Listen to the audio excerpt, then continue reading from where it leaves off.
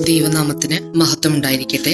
ഇന്ന് നോമ്പിന്റെ 25-ാം ദിനമാകുന്നുവല്ലോ. നോമ്പ് ആരംഭിച്ച് പകുതിയാകുന്നതും നോമ്പ് അടുത്ത പകുതിയിലേക്ക് ആരംഭിക്കുകയും ചെയ്യുന്ന ദിനം.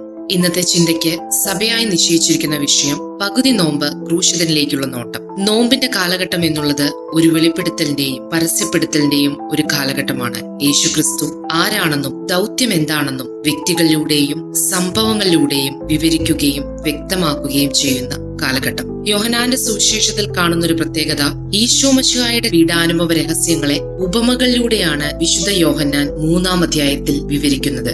സുവിശേഷത്തിന്റെ ആദ്യ ഭാഗത്ത് പിച്ചള സർപ്പത്തെ ഉയർത്തുന്ന മോശയെ നാം കണ്ടുമുട്ടുന്നുണ്ട്. ചരിത്ര പശ്ചാത്തലം ഈ ഭാഗം വ്യക്തമാക്കുന്നത് സംഖ്യയുടെ പുസ്തകം 21-ാം അധ്യായത്തിലാണല്ലോ. ഇവിടെ പിച്ചള സർപ്പത്തെ നോക്കി അവർ രക്ഷ പ്രാപിക്കുന്നത് നാം കാണുന്നുണ്ട്. ഇതുപോലെ കാൽവറിയിൽ തൂങ്ങപ്പെട്ട ക്രിസ്തുവിനെ നോക്കിയവരും വിശ്വസിച്ചവരും രക്ഷ പ്രാപിച്ചു എന്നാണ് സുവിശേഷം നമ്മെ ഓർമ്മപ്പെടുത്തുന്നത്. ഒരു ഇരുളടഞ്ഞ മുറിയിലേക്ക് പ്രകാശം കടന്നു വരുമ്പോഴാണ് ആ മുറിയിലെ പൊടിപടലങ്ങളും വസ്തുക്കളും നമുക്ക് കാണുവാൻ സാധിക്കുന്നത്.